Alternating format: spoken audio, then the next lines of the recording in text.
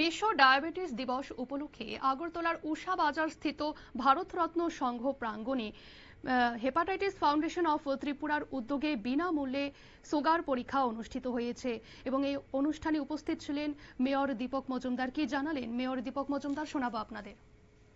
বক্তব্য অনুযায়ী বিশেষজ্ঞদের বক্তব্য অনুযায়ী আমাদের রাজ্য বৃদ্ধি পাচ্ছে, আমাদের সরকারও সে বিষয়ে চিন্তা করছেন। আমাদের যারা সমাজে চিন্তা করেন, যারা চিকিৎসকেরা আছেন, তারাও ভাবছেন যে কিভাবে এটাকে আটকানো যায়, কমানো যায়।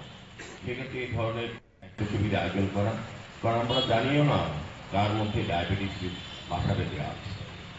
কাজে নিয়মিত রক্ত পরীক্ষা, এখানে ডাক্তারবাবু হচ্ছে জীবনশৈলী পরিবর্তন করা বা অনিয়মিত খাদ্যাভ্যাস থেকে নিজেকে বিরত রাখা এবং মানসিক চাপ থেকে যদি বিরত থাকি তবে ডায়াবেটিসকে আমরা অনেকটাই প্রতিরোধ করতে পারব।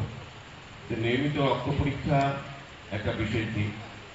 আমাদের সরকারের তরফ থেকে বিভিন্ন চিকিৎসালয়, স্বাস্থ্যকেন্দ্রে এই ব্যবস্থা করা হয়। আপনারা শুনলেন মেয়র দীপক মজুমদারের পক্ষ থেকে বক্তব্য।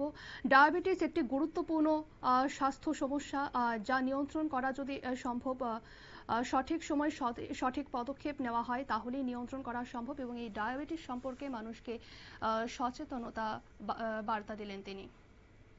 নিয়ে নিচ্ছে ছোট্ট একটি বিজ্ঞাপন বিরতি, সঙ্গে থাকুন।